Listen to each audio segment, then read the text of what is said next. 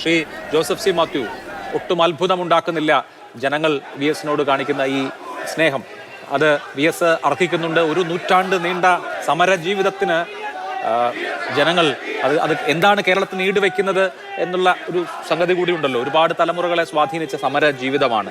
V S തിരുവനന്തപുരത്ത് നിന്ന് ആലപ്പുഴയിലേക്ക് അദ്ദേഹത്തിൻ്റെ അവസാന യാത്ര നടത്തുമ്പോൾ ഒരുപാട് ഓർമ്മകൾ താങ്കളുടെയും മനസ്സിൽ ഉണ്ടാവുമല്ലോ. എങ്ങനെ പങ്കുവയ്ക്കുന്നു?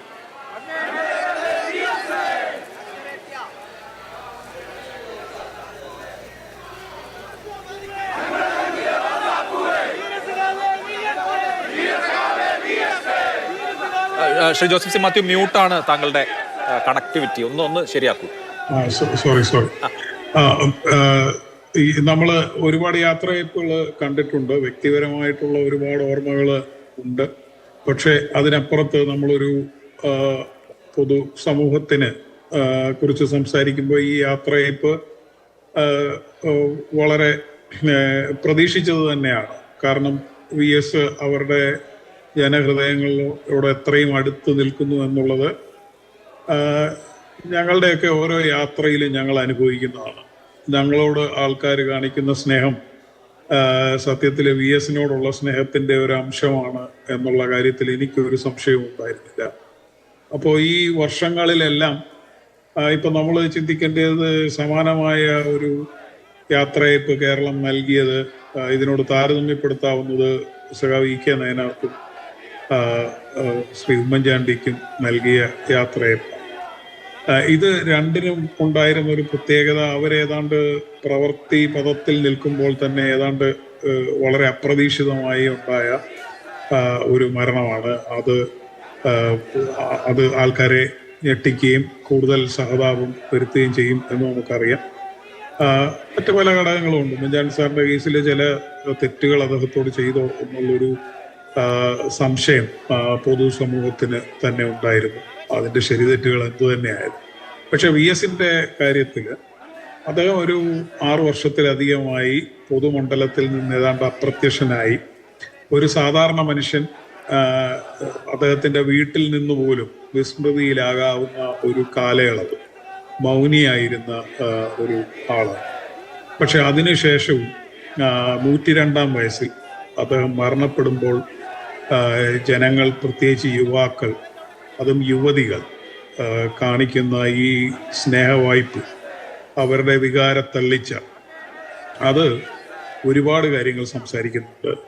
വി എസിനോടുള്ള സ്നേഹത്തിനപ്പുറത്ത് ഇന്നത്തെ രാഷ്ട്രീയ നേതാക്കളോട് തങ്ങൾക്ക് എന്താണ് വേണ്ടതെന്ന് കേരളത്തിൻ്റെ യുവത പറയുകയും കൂടിയാണെന്നാണ് ഞാൻ വിചാരിക്കുന്നത്.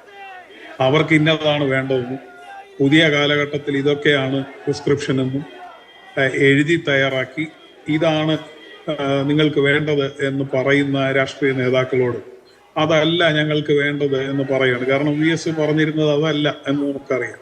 അപ്പം നമ്മൾ യഥാർത്ഥത്തിൽ സമരം തന്നെ ജീവിതം എന്ന് പറയുകയും അടയാളപ്പെടുത്തുകയും ചെയ്ത വി എസിന് യാത്രയപ്പ് കൊടുക്കുന്ന ഈ ഘട്ടത്തിൽ നമ്മൾ അടിവരയിടേണ്ട ഒരു കാര്യം അതാണെന്ന് ഞാൻ വിചാരിക്കുന്നത്.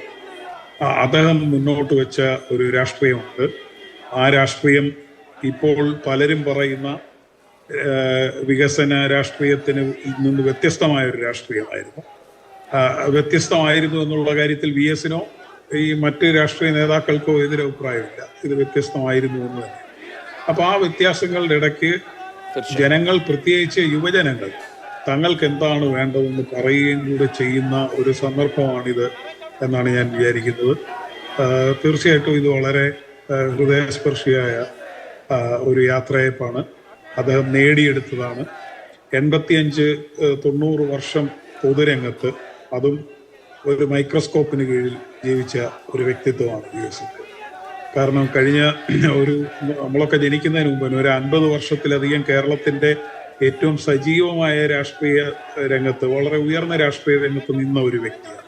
അതുകൊണ്ട് തന്നെ ഏതാണ്ട് എല്ലാ പ്രവൃത്തിയും ശോധന ചെയ്യപ്പെട്ട ഒരു വ്യക്തിയാണ്.